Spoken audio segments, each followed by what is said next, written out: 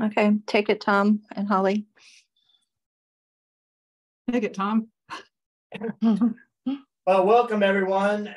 Today's cafe.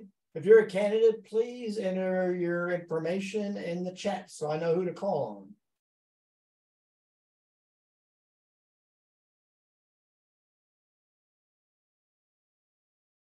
on. Can everybody hear me?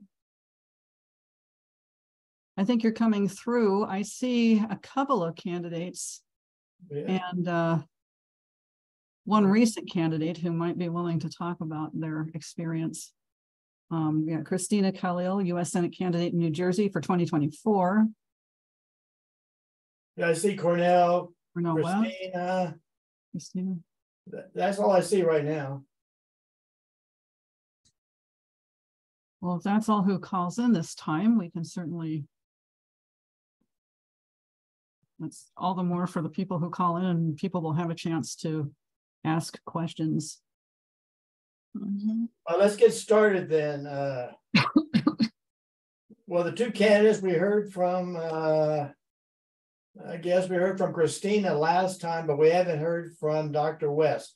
Dr. West, would you like to go ahead and say a few words? Oh, absolutely. Can you hear me all right? I can see some of the lovely faces there, and I see a lot of lovely names too. But I want to begin by just saluting each and every one of you, especially those who've been sustaining high quality leadership of this grand institution over time and space. And I especially want to thank certain very, very crucial representatives of the party who have played such an important role in its recent past. I'm thinking of Sister Jill and Brother Jamo, who really came to my rescue in a very, very magnificent way. And my beloved wife, Anahita, Dr. Other West, will affirm that as well. But with my blood brother, Clifton West, and Sister Nancy, and Sister Kathy, and Brother Nkosi, I mean, all of us have been able to try to come together to sustain my attempt to gain the nomination of this grand institution. But most importantly for me, as you can imagine, and I've tried to say this very clearly in the platform, that we're living at such a dim and grim moment. And I must say that magnificent lecture by Brother Peter today, oh my God, so powerful, so profound, but also so dark. And it just reminds us of what we're up against and the ways in which our backs are against the wall, and dealing with the powers that be. At times we feel that we're between a rock and a hard place, and we've got to generate the kind of vision and hope and analysis and community and solidarity that the Green Party has been doing for many decades now, but even more so now. And that's why the three themes that I've tried to highlight in this campaign, and keep in mind, we really haven't had a fundraiser or a public event. Many of you might know we're kicking off in Mississippi at the Emmett Till 68th anniversary of the murder of Brother Emmett Till in Mississippi. And it's a 3-day project. It's not sponsored by myself, Green Party, or even the campaign, but they've invited me. And so I'm using that as a moment in which we can really begin to talk about dismantling the American empire, to talk about unleashing democracy, and then talking about what Brother Peter highlighted so magnificently today, what it means to really save life of the planet and save the planet, as it were.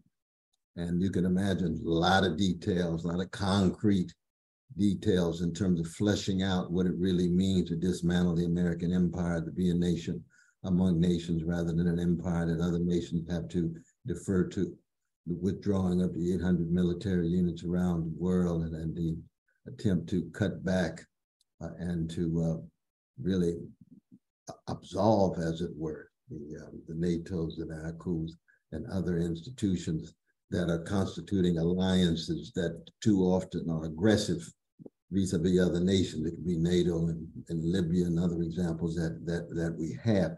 Now, granted that so many of our precious fellow citizens, 63% of whom are living paycheck to paycheck. In fact, actually that includes many of us, won't go into that at the moment. But that for them, a lot of times these foreign policy issues seem so distant.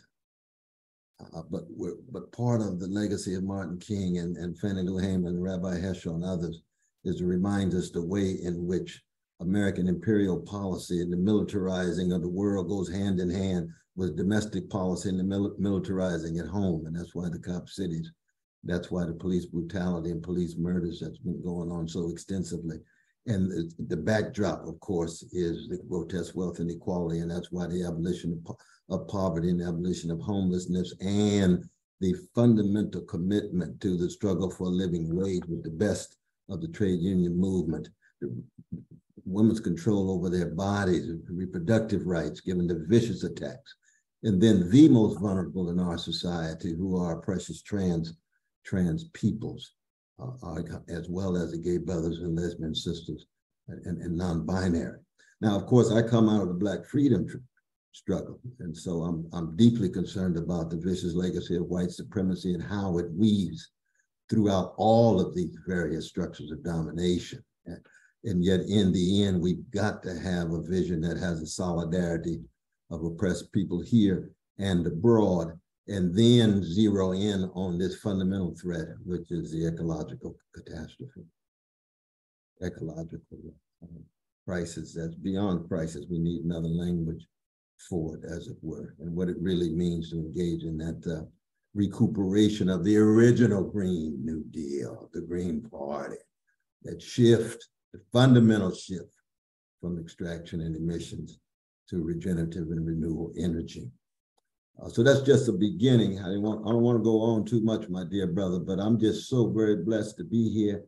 And I come in a spirit of trying to learn and listen from fellow citizens and freedom fighters in this Green Party who have already made such grand contributions, constituting the leaven in the American loaf. And yet it's a leaven that all of us want to make stronger. Much stronger. Thank you very much, my brother. Well, let me open it up for some questions, if that's okay, Dr. West. Is that okay? I can't hear you. You say what? I said, is that okay? We open it up some questions? Oh, sure. Absolutely. Absolutely. My brothers and sisters and siblings and others. Indeed, indeed. I'm here to learn and listen. Well, for complete disclosure, you and I worked together 1,000 years ago. I was in seminary at Chicago Theological Seminary, and we did a 1-week program on politics and religion. And you were one of the ones that did some workshops, and you were there for 2 or 3 days. And then afterwards, we worked together on apartheid. Wow. This was like which year? Mid-'80s, late 80s.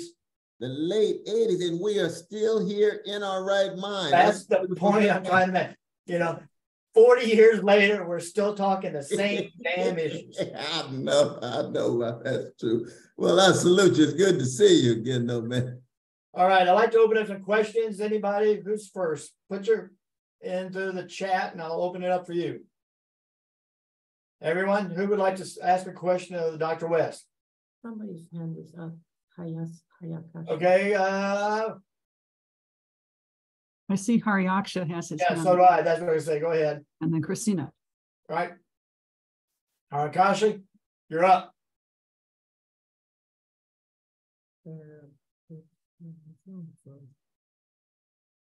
You're up, Harakashi. You can't hear me. Oh, maybe he needs. Can you unmute? All right. Okay, thank you. It's this challenge of dealing with a little Android. All right. Thank you, Dr. West, for joining us. I heard your brother calling you corn, but I don't know if you want that to be your epithet. Thank you for tilting at windmills with us. Now, I have a question for you, and that view, I can't remember which one because I've been trying to catch them all. You said you believe in such a thing as a just war. And so that was alarming. You know, that's sort of like a trick question for people who want to be conscientious objectors. What the hell is a just war? Over. Yeah, my God, brother, we need a seminar for that powerful question. But you just called me Brother West, and I call you my dear brother. All right? Is All that, right, is Brother that West. fine, no man? Yeah, because that's my blood brother. I got billions of brothers around the globe, but I only got one blood brother. So he called me Corn. He's my older brother. He's known me since I emerged from my mama's womb. You know what I mean? So he just called me Corn like that. Now my little name, my real name when I grew up was Lil Ronnie. Actually, I didn't know my name was Cornell until I was in kindergarten. But because that's my middle name, Cornell Ronald West. I was Lil Ronnie. And that was my reputation, you know, in my neighborhood in the ghetto, the chocolate side of Sacramento where I grew up. But you called me Brother West, and this is Brother Baba. That's right. Yeah, indeed. But no, it's true that I'm not a pacifist like Martin King or my very, very dear brother Desmond Tutu, who I used to travel the country with. That I believe that there are circumstances under which you have to engage in self-defense. And so I could actually see myself fighting against Hitler's army, of fighting against Nazi domination of parts of the world, if not the whole world. Nelson Mandela, who I was blessed to spend much time with as well, when he shifted in 1957 and formed the Spirit of the Nation, so he started a just war against South African apartheid, the big debate between he and so many of the South African Christians, not just the Black ones. But Bears Nade, you might remember, who was a white brother who was the head of the South African Council of Churches. He was blessed. He invited me there to speak in 1984 underground with Alan Bozak and others, that they were against the shift toward a notion of a just war. But I must say that I do consider certain very, very unique conditions under which the struggle for self-defense does take the form of a just war when you've exhausted every possible alternative and option that would be one of nonviolence. And so this is, you can imagine, you know, we got Gandhi and King and Desmond Tutu and others on the one side, we got Nelson Mandela and a host of others on the other. But I'm not a pacifist, even though I've got profound respect for so many of my Quaker brothers and sisters and Moravian brothers and sisters and Mennonite. I mean, I think Mennonite, my God, you know, there's no Rembrandt without the Mennonites, but that's another issue. So I have tremendous, tremendous respect for them. It's just that I'm not a pacifist at all. But that's just a very, very raw and brief response to your profound question, my brother. Oh yeah, thank you so much. I'm trying to wrap myself around the armed struggle in Cuba. You know, 64 years ago, the revolution. This is dear to my heart. The the list of state sponsors of terrorism. We got to get Cuba off that list. Oh, but that no, was an armed struggle. No, yes, it was. Yes, it was. Very much so. And there's so many armed struggles around the global South and the so-called third world in the 1960s because the decolonization movement was so viciously attacked by the imperial powers in place. You know, Frantz Fanon's great essay of 1960s, Wretched of the Earth. I was just blessed to write a new introduction for it for the 60th anniversary. And I had to wrestle with that. I had to wrestle with that in that essay. So that's one essay I would recommend to you. I think Justin. Carrie, would you like to ask a question? Wait, Justin is next. I saw Carrie first, but I don't have it all. Justin was next. Yeah, Tom, just I'll butt in here. I'm taking. I'm trying to copy down the questions and then the list is stacked, and then maybe we can get through the four people here and then move on from it and then come back maybe. May I bow to Justin and then I'll follow Justin if that's okay. Perfect. Oh, should I go? Yeah, Dr. West, I just want to say how much I appreciate what you're doing and how much you are such a bright ray of hope for me personally in this world that is so full of troubles and climate breakdown and healthcare inequity and corporate control and poverty and so many issues. And one issue I just wanted to bring up is how much I appreciate you running third party. And I wanted to, state my my feeling that, and I'm sure you agree that the two-party system is unrepresentative. And I hope that you will take this opportunity with your candidacy to talk some about the electoral reform remedies there are to fixing our being stuck in a two-party system. Specifically, I advocate for ranked choice voting. We have too many people voting lesser evil out of fear of the greater evil, and ranked choice voting solves that problem. And I think once we have it in 2 states, once we have it in all 50 states, we can really move beyond this two-party system, something that John Adams called what he would consider the worst political evil under our Constitution, to have the nation divided into 2 great political parties. So again, that's just my plug to ask you to make ranked choice voting an issue, I hope, in your campaign. And again, thank you so much for what you're doing. Thank you for those generous words, my dear brother Justin. And I think it's very clear that the Democratic and Republican parties do not have a fundamental commitment to democratic procedures and processes, to the degree to which they're not willing to even entertain seriously ranked choice voting. So we're already able to tease out that kind of discrepancy and hypocrisy between their so-called commitment to democracy and the anti-democratic ways in which the two-party system, this corporate duopoly, stands in the way of not just people's voices being heard. I come from a Black freedom tradition in which our anthem is lift every voice, not lift every echo. Right? Lift every voice means you allow those voices to be heard so that through institutional processes, they can shape their collective destiny. And that is what radical democracy is all about. Genuine democracy is all about. And when I look and listen to Sister Jill and Brother Jambo and Brother Howie too, who has made this a very, very important theme in their speeches over time. And Brother Howie goes all the way back to the founding of the party. So, I want to salute that brother in terms of his longevity. But he's been making that a theme. And then when Sister Jill and Brother Ajamu came on board, they've been highlighting this theme, and it's something that means much to me. We should also note the death of the great Lonnie Guinier, who was my very dear sister, who wrote a whole book on what she called proportional representation as it connects to ranked choice voting as well. That was one of her deep, deep concerns it's connected to what we are talking about. We just lost Brother Charles Ogletree. You may have seen that. He just died just 2 days ago. He was my very, very dear brother, almost like a son to my mother, who herself passed 2 years ago. And he used to teach a class on proportional representation at Harvard Law. So again, these themes and these motifs are shot through the various streams and strands of our freedom movements. They both come out of the Black freedom movement too, but concern about the blockages, the impediments, and the obstacles for a genuine unleashing of democracy. So I'm with you, my brother Justin, 100%, 120%.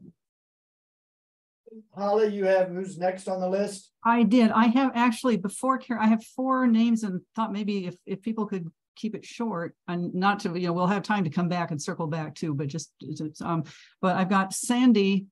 I thought Christina was on there, but otherwise Sandy, Carrie Campbell, and Renee Johnson.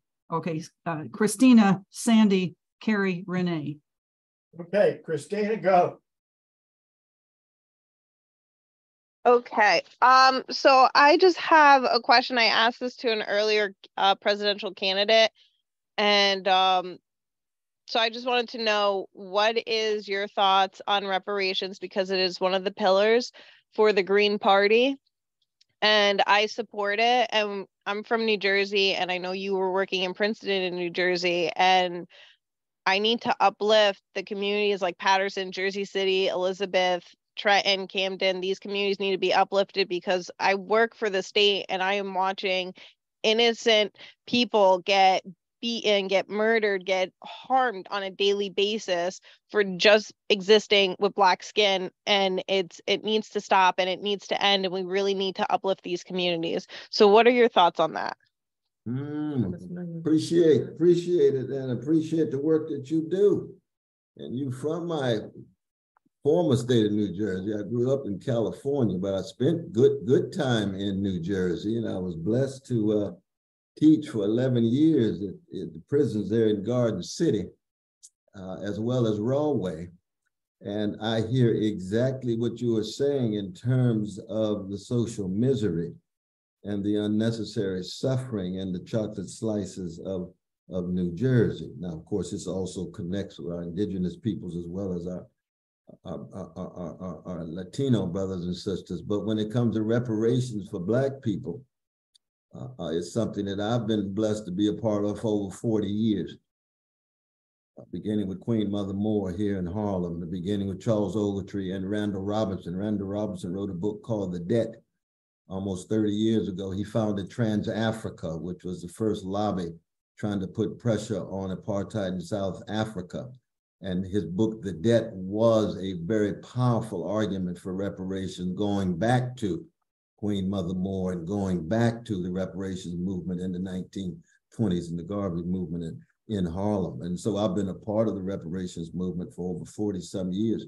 And for me, it's really a question of truth and justice. You see, I don't believe in compartmentalizing and ghettoizing and marginalizing these various issues as they connect with various communities. I'm looking for truth everywhere I go. I'm looking for justice everywhere I go. So I want to know, what is the truth of the role of slavery and Jim and Jane Crow and redlining and discrimination? Economically, what did it mean for the nation? What are the ways in which slavery was a fundamental economic pillar of U.S. democracy, and the various ways in which the stolen land and the stolen labor was a precondition of any talk of the United States as an experiment in democracy, the ways in which our chief justices and presidents and congressmen were too often killers of indigenous peoples and too often slaveholders, and if not actual slaveholders, promoters of a slaveocracy. And that means then, first, just finding the truth. We're not talking about money yet. We're not talking about any kind of economic calculation. We're just talking about, let's find out what the truth is. And then just like in tort law, you move from the damage done in light of the truth told and what kind of repair should be made given the damage that was done. The monies made, the profits procured based on labor of enslaved Africans and so forth. And that means you need a very serious investigation. We've seen it in California. Evanston, Illinois has already had an enactment of it. There's various pockets. We lost in Tulsa, Oklahoma with Charles Ogletree, my dear brother who just passed. He and I spent much time in Tulsa, Oklahoma over the riot, so-called riot. It was massacre of Black people in 1921. And Johnny Cochran and Charles Ogletree took them to court. Well, I was very blessed to be a part of that group. We lost, but we made our case for truth. We made our case for justice. And for me, that's always the important thing. It's not just a matter of a particular loss of an effort or a failure of a particular effort, but we made our case and we made it strong. And I continue to make the case for reparation for Black people. Now, of course, the argument for the reparations of indigenous brothers and sisters to me is strong, very strong. And one of the reasons why in our platform, we talk about making it a priority to highlight the plight of our precious indigenous brothers and sisters. We were just in Hawaii together and did a lecture tour with our indigenous brothers and sisters in Hawaii to see the underside of Hawaii. I mean, I'm talking about the tourism and all of the beautiful blue skies and so forth and so on, but the resistance and the resilience and the suffering of indigenous peoples in Hawaii that's been going on for many, many, many decades. So a long answer to your wonderful question is that I am in very deep solidarity in the most concrete way, which is to say I've been blessed to work with the activists in that movement for over 40 years and will continue to. Thank you. Thank you. Thank you. And you were running for I'm going against Bob Menendez Sr. You will be invited to the first fundraising event happening next month in September. Oh, well, let me know. You will know. Barry has you on speed dial. Good God Almighty. Very much so. I appreciate you. Now, which city are you in New Jersey, though? I'm in the Bergen County area. I don't want to say my address out loud because some people in New Jersey, I'm using a PO box. Some people in New Jersey have been actually trying to find my location because I'm going against Bob Menendez, and it makes me uncomfortable. No, absolutely, no, indeed. Just know we're with you. We are with you. Thank you. Okay, Holly, who's next? We have 3 people, and I'm wondering because we are it's a struggle because we want to hear everybody and don't want to, but want to have people be able to ask questions. So if you could keep the questions brief, and we'll have time to circle back, and if people have more questions for Dr. West, we can get there. We can hear a few others. We have, I see 3 or 4 other people here who are also running. So I don't want to take 1 minute away from the other candidates now. They probably don't. No, Sister Holly, if the other candidates have come, I can cut mine short right away. All right. Okay. Well, we hopefully there'll be plenty of time, but I just want to get through. Let these people. We'll have them ask, and then we can feature a few others. So I think I had Sandy, Carrie, and Renee. All right, Sandy, you're up. Hello, Dr. West. I had heard a rumor or read it somewhere that, and I think you just answered my question, that you are encouraging people to run for Senate and Congress on the Green Party line so we can have like a slate on the ballot next year. Is that true if you should secure the nomination? Very much so. Very much so. The more green, the merrier. I think Carrie was next, and then Renee. Thank you. Thank you. Hello, Brother West. I am Ovi and Myrtle Campbell's son, Pancho. And like they called you Little Ronnie, I was always called Pancho. You and I met 20 years ago at Fado's Club after the Ralph Nader rally. And of course, it was a thrilling thing for me. I gathered 13,000 petition signatures that year in Virginia to help Ralph get on the ballot. And I'm a local candidate for Fairfax County Board of Supervisors in Virginia this year. Yeah. So since I'm a veteran petition gatherer, I worry very much about all the petitions that we need to gather. And so I've been a Green Party identified person since meeting our beloved sister, Petra Kelly, who founded the Green Party back about 40 years ago. So petition gathering. Aunt Ida, who I'm the primary caregiver for right here, say hi real quick, Aunt Ida. She's having her dinner right there. Aunt Ida's 96. Oh, Sister Ida, please tell her we said hello. But there she is.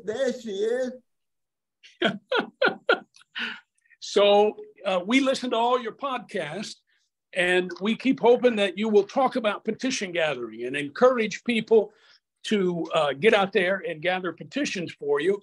And you just talked about that. We would also encourage a full slate of Green Party candidates.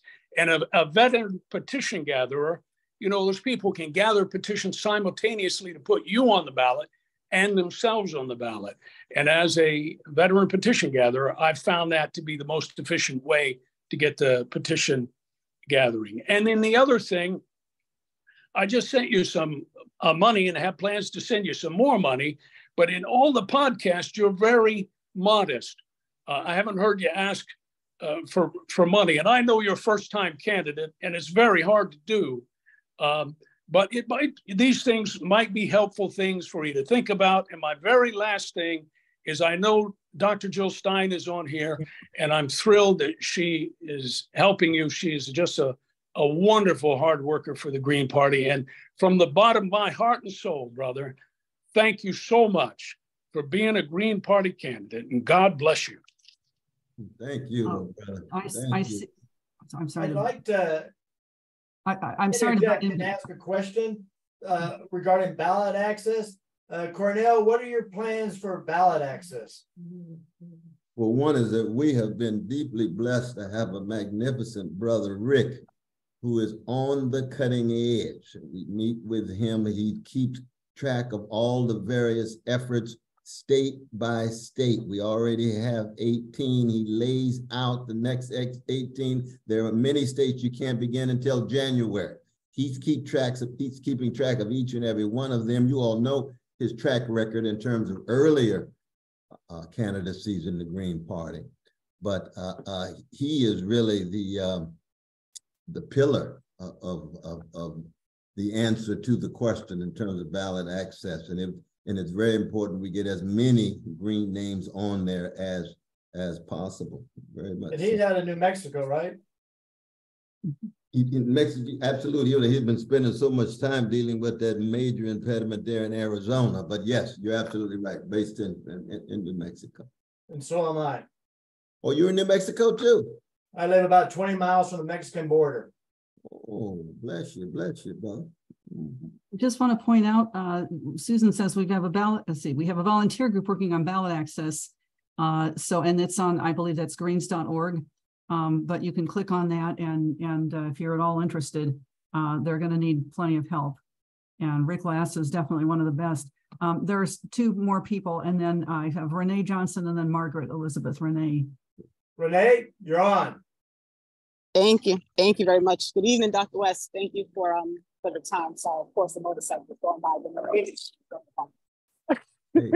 Thank you, my dear sister. I am also in New Jersey. My question for you is, as a person who leads with love and who speaks consistently with love and who speaks of everyone as brothers and sisters, how do we address the fact that this coalition between people who are not necessarily invested or interested in the interest of the oppressed we're going to be asked to unite or to correlate or to organize with people who are really going to be potential harm givers? Some of the people I've heard you address as brother and sister, people who have harmed me personally. So I know this is something that is a possibility. So I'm just interested as an organizer and somebody on the part of the Green Party who fully intends to work towards getting things done. How do we address the potential harm of those who are already oppressed by people who other people say there's a red-brown coalition and you can just work with these people on these single issues and ignore all your problems, because talking about racism is the divisive thing, not the actual behavior? I appreciate that deep, heartfelt question, my dear sister. In which part of Jersey, or maybe when I ask people which part, that might be a little bit too concrete though, but is it on the east side of Jersey? No, I'm in Union County. There's enough areas in Union County that I can say Union County. All right, absolutely. Well, no, I proceed from the notion that no matter what color, nation, sexual orientation, gender, and so forth, that we really are all cracked vessels. You know, we got fears, insecurities, and anxieties. We got wounds and bruises and scars, and therefore we have to have a certain kind of revolutionary patience with each other anytime we're trying to come together to accent the best of us. Now, when I call everybody a brother, a sister, or a sibling, what I'm actually saying is that we all have the potential to be wonderful, courageous, visionary, but we also have the potential to be wretched and narrow and myopic. And so we shouldn't be surprised when we see that underside, and we should be breakdancing when we see that sunny side. And that's just what it is to deal with human beings. You know, I mean, we got the hounds of hell shot through each and every one of us in terms of the hatred and greed and fear. All of us have that potential. We know how deep white supremacy cuts in the nation and in the history, not just in the modern world, but in the history of the United States. No one of us escapes white supremacy. I've got white supremacy inside of me. That's what it is to grow up in America. That's how deep it cuts. I've got arrogance inside of me. I've got homophobia inside of me. I've got transphobia inside of me. All of those vicious evils have been taught to us And we're in a perennial process of trying to push them back and unlearn them. And that's precisely why we need all the strength we can to affirm the best of who we are. And the best of who we are is to be brothers and sisters, siblings, tied to not just a love in the abstract, but a democracy institutionally speaking, and a solidarity morally speaking, not just here, but around the world. So I don't want you to get discouraged now.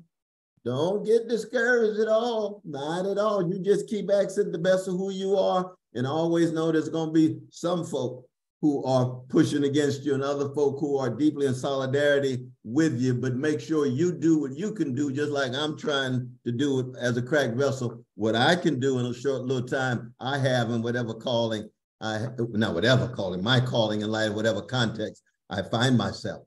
So I want to give you some strong encouragement.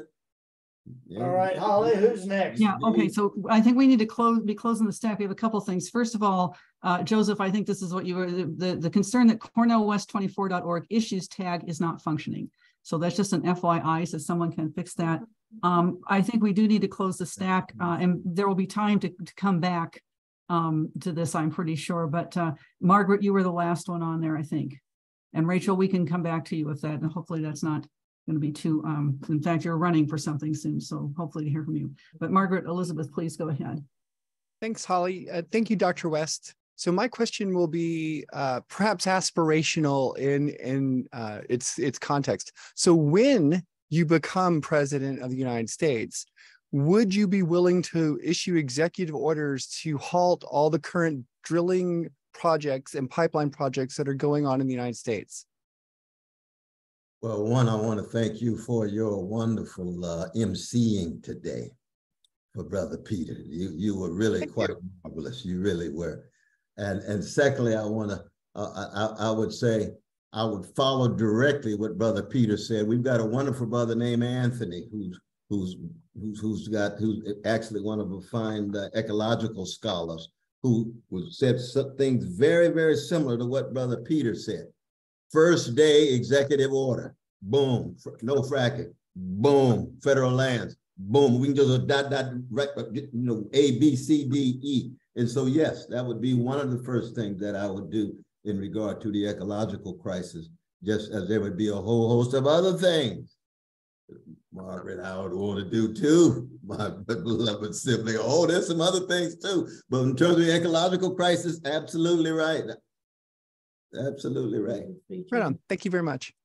Julian Assange, pardon right away. Snow right away. I mean, you know, I won't go into all of it, but this is what it means to be able to use presidential power based on a project that has to do with people who have given up so much of their lives in order to be freedom fighters. It would be nice to see power used for good. Oh, go ahead, Margaret, do you want to finish? Oh, I just wanted to say it would be nice to see American presidential power used for good, finally. Maybe we should close this stack right now and move on. And well, I got one more question for Cornell. Can you speak a little bit about what's going on at the U.S.-Mexican border? And what are your plans to visit the border? Well, I'm going to get there in the next couple of months. Anahita's been telling me I should have been there already. You should have been here already. I know, it's true. Yeah, I appreciate that. Yeah, no, you're absolutely right. Well, if you come to El Paso, let us know. We can arrange everything on the visit. No, I would love, you know, I was including actually going across the border to speak to the folks on the other side. So just let us know. We did get a couple of invitations to come to El Paso, but when we responded, we're still waiting for them to respond. But if you want to organize something, you know, just give us a date and I'll organize it. I can't wait. I was actually conceived in El Paso. I hope that's not too much information for you, but they had Fort Bliss with mom and dad. So I'm coming home. I'm a desert brother in that sense, but absolutely. But in terms of making sure we treat every precious migrant with dignity and every asylum seeking brother or sister or sibling humanely, and what that means cashed out institutionally is what I'm concerned about in terms of what's happening on the border. Thanks. If we could move on, Jill Stein had pointed out the ballot access workshop is tomorrow, 3:15 to 4:45 p.m. on Sunday Eastern time or Eastern Daylight Time. So again, that's tomorrow, 3:15. I've closed the stack. So if those of you, Rachel, I see that you have your hand up, and I'm just going to keep a list. So maybe Tom, you can put out a call for, and we hope we'll be back with Dr. West and anybody else who has stuff to talk about, but I see several other candidates here. So who's another candidate that you have there, Holly? I see Jason Call. We've heard from Christine. I had somebody else here. Justin is running next year. Craig. Looking for Craig. I said Craig, but he's next year too, right? Or not? Nope, not sure. Okay. So Craig, Christine, Jason, and I'm pretty sure I'm leaving somebody out so they can jump in. Justin, you want to go ahead? Oh, well, I wasn't really planning to, but I'll just say that, yes, I'm looking at a probable run for U.S. Senate in Connecticut. I've run for U.S. Congress twice against Rosa DeLauro here, who is now chair of the House Appropriations Committee and has opposed Medicare for All. And Chris Murphy is also an opponent of Medicare for All. And that's going to be one of the top issues I'm bringing up against him. But there are a litany of other issues that I think need to be brought up, and people need to be able to vote for Medicare for All on their ballot and all these other issues. So I'm going to try and make that possible for voters in Connecticut. And I'm actually thinking that, we need to petition to get you on the ballot here in Connecticut, Dr. West, and that's going to take 7,500 signatures. And if I might be allowed to be on that petition with you, then we can both get on the ballot at the same time. Yes, thank you. And Margaret Elizabeth just mentioned that their election for city council, Seattle, was just officially called for their opponents this afternoon, but it was a start. We have a couple more. I see Jason and Craig Cayetano. Yeah, I'd be happy to speak for just a minute. It's an honor to be in the room here with Dr. West, and say again that we met out in Cleveland, helping Nina Turner in her special election in July, August of 2021. And I got to do a lovely little meet and greet and photo op with you and Nina and Danny Glover. And that was an amazing experience. And you're a glorious presence to be in the room with. So thank you. I've also seen you lecture down in Portland, Oregon. But I am running in Washington State 2nd District against one of the worst of the Democrats, a guy named Rick Larsen, who's funded by the military industrial complex and the fossil fuel industry, and stands against pretty much all the progressive things that we hope to see for our future. That is, we're seeking justice and sustainability, and Rick Larsen's not going to get it for us. And I've got a viable chance to be on the ballot next to him. And I think if I can get on the ballot next to him in Washington State here, that I can beat him. I'm in an ostensibly progressive district, but nobody ever runs against the Democrats here because it's a solidly blue district. So I have actually challenged Rick twice as a Democrat, done what I think is very well, come in 3rd place twice, very close 3rd place twice. So we need to work on turning out the youth vote here, and standing for Medicare for all, cutting our military budget, environmental justice, defunding the police. I'm a police abolitionist myself.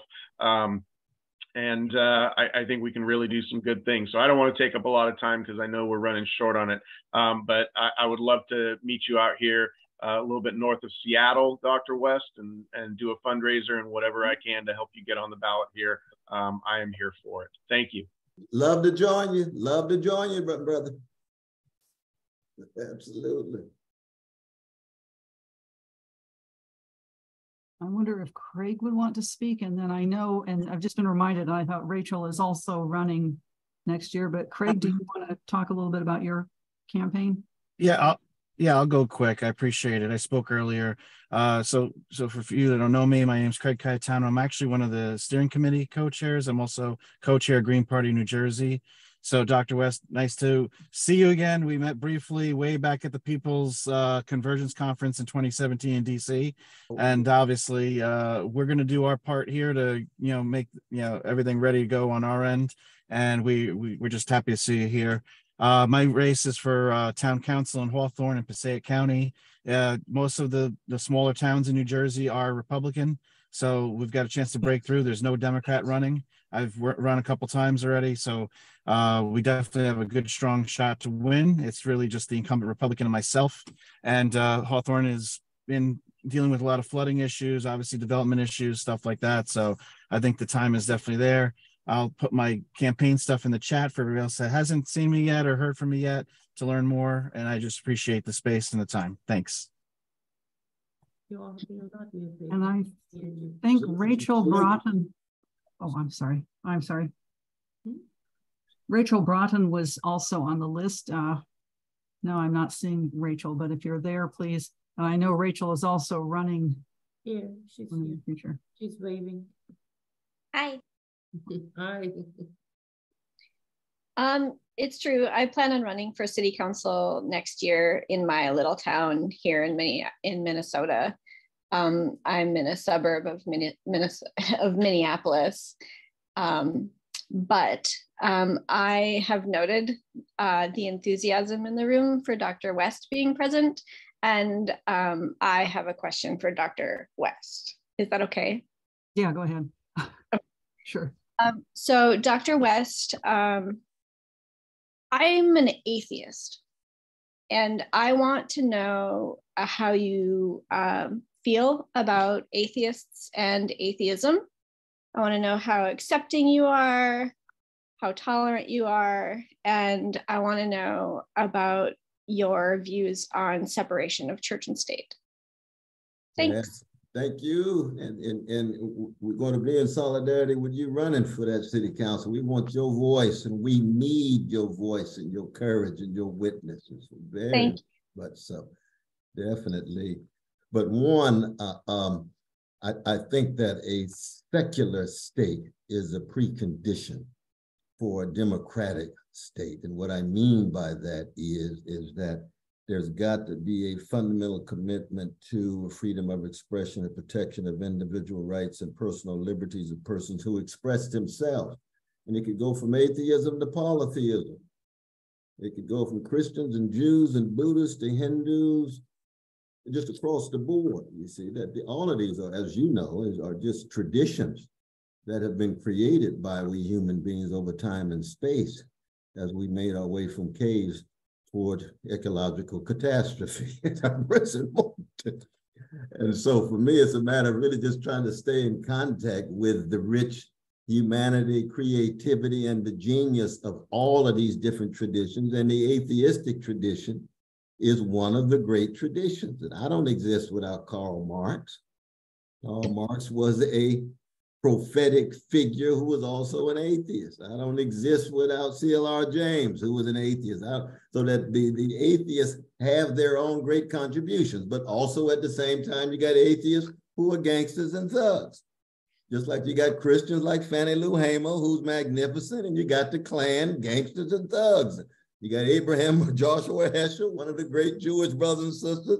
Then you got Netanyahu. Well, we won't get into him right now. So that all of these traditions have wretched folk and some magnificent folk.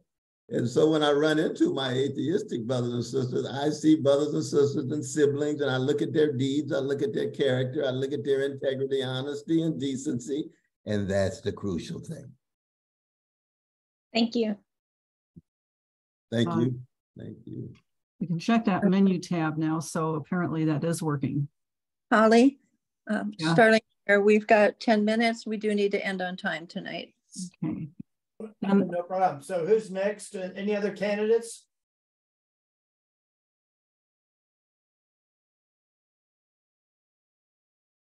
Any further questions? Can you hear me? Oh, should I introduce myself and briefly speak about my policies or no? It's Christina Khalil in New Jersey. Some of my main policies is climate action, ending mass incarceration, ending the drug war, education for all. Wow, I can't remember them all, but using the money, and redesigning immigration, but using the money from the drug war, police budget, mass incarceration budget, and one more budget I can't remember, going into the communities to uplift all the citizens in this country. Keeping it short. I see two more. Okay, Joey says it's not working on a small desktop screen mobile format. So that's just an FYI. I see Margaret with a hand up, and I'm hearing there's one other, but I'm not seeing that. But Greetings. Can you hear me? Hi, yes. Can you hear me? Yes. Yeah, Davi, we can hear you. Greetings, yes. This is Davi, U.S. presidential candidate. I was having trouble getting in as Davi at bydavi.com. So Margaret was able to get into the meeting. Brother Cornel West, it's an honor to be speaking with you. I have a question for you. I'm gonna prolay my time, and it comes from the heart. I'm not sure if you're aware of all of the work that's been going on to shut down my voice within this party. However, I'm asking you directly if you would be willing and able to stand with me to create a coalition for the Green Party to have a full footprint within the American public awareness. We can't do this alone. We can't do this competing. We have to think differently and come together in a completely different way for this to work. I'm not interested in bashing you. I'm not interested in bashing anybody. But I am interested in this being a fair process. So are you willing to work with me to do that, brother? Absolutely. Just to call it, Holly, is it all right just to say a word to my dear brother? Oh yes, please, yeah. Absolutely. Yes. Oh no, I would love to get a chance to sit down and talk because I don't really know you. You don't really know. I'd love to get a chance to sit down and talk and learn and listen from you and so forth. I have very, very rich and very close, not just relations, not just friendships, but deep brotherhoods and sisterhoods with my dear brother, Bruce Dixon, who meant the world to me. And Sister Margaret Kimberly, who means so much to both Anahita and myself. And as you know, their work with the Black Agenda Report, part of the great legacy of Glenn Ford, who was a great revolutionary Black journalist of his generation, who I used to meet every month right here in New York. We live in Harlem here on 110th Street. And so— I'm in the Bronx. Oh, you were right in the Bronx. The boogie, yeah, we're right there. Bronx, the boogie down Bronx. Oh, we're here in Harlem. So that I would love to get a chance to talk with you. Very, very yes, please. So. I sent you an email. I'm not sure if it got through, but. Was that right? What email was it, my brother? The press at Cornel West 24. What would it be, your email address?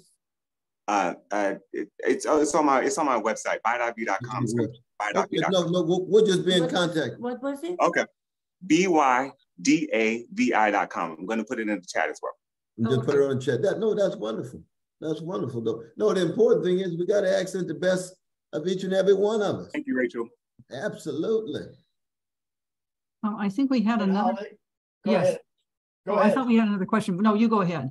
I think we have time for a couple more questions, 2 or 3 more questions, maybe. For anybody? Has anybody got more further questions for Dr. West? Her reaction here? 5 minutes. Go ahead. Oh, yeah. Now, again, if I'm putting you on the spot, I'm sorry, Brother West, are you registered green? Well, I've actually got a registration in New Jersey, which is other with a right in green, but we're actually going to transfer it to California.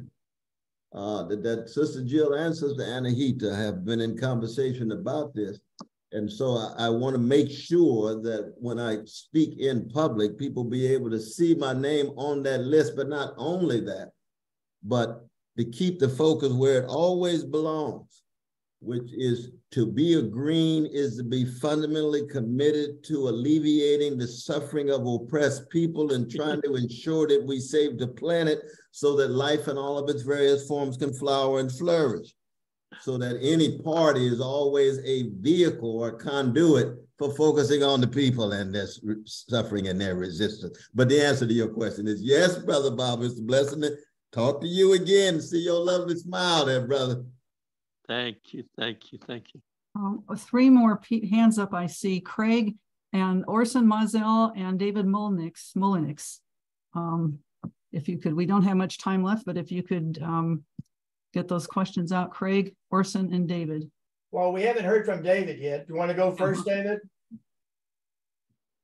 Sure. Dr. West, I just, I'm awestruck. It's just really to be speaking to you, brother. But one of our, I think a lot of concerns is, or at least my concern, is stay on the course. I mean, so many progressives or folks who are going to like, seem like they're going to take us over the top, like Bernie bailed out on us twice. And I just really pray that you fight to the end, because you're going to be inspiring a lot of people to want to support you, and to you bail out would be really bad. And so we just really hope that you stay the course. And I believe that you will. I believe that you have that kind of compassion, and that's who you really are. But I just wanted to let you know that would be a big concern. Thank you. And I deeply appreciate that, because you can imagine, though, brother, that because I've worked with the brother Bernie and so many others, that progressive slice of the corporate Democratic Party, that a lot of folk come at you personally and impersonally on arguments, as well as sometimes a little less rational than an argument, let me put it that way. And then, of course, the establishments are going to try to just, crush you like a cockroach. I mean, that's just, and at that point, it's a compliment to be a threat, because what higher honor could you have is to be a threat to an establishment and to establishments that's leading toward ecological catastrophe, maybe World War III, another second Civil War. We can go on and on and on and see what happens if the establishments remain in power. But I do appreciate the heartfelt question, because there is a lot of pressure, in all honesty. There's a lot of pressure. And I intend to follow through, very much so. And that's that's going to be a burden in many ways. It's going to be a joy in other ways. You're not pissing somebody off. You're not doing the right. There's one. Excuse me, David. We've got limited time and just one more question. So, and an actual question. So, Orson, I think if it's the question, please be brief, and we can end on that note. Orson, go ahead. Well, thank you, Dr. West, for running. I would really love to see you President of the United States. I think it is so great that you're doing this. I know that you don't want to move into the White House unless everybody has that house, which I think is just such a great, genuine message. And I think it's great you're getting all this media attention. And I really hope that I really do see you not in the White House, but president. And today you've talked about reparations, which I think is really wonderful.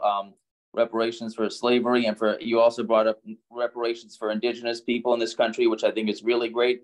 And my question is regarding reparations for U.S. war crimes, victims of U.S. war crimes, and other reparations for victims of crimes, for the U.S. government symbolically to apologize, and some financial reparations that could be paid over time as well. Thank you so much for doing this, Dr. West. Oh, wonderful question. And one of my concerns, of course, once in pardoning Brother Julian and Brother Snowden, is to have a truth-telling commission to zero in on the history of war crimes of the American empire.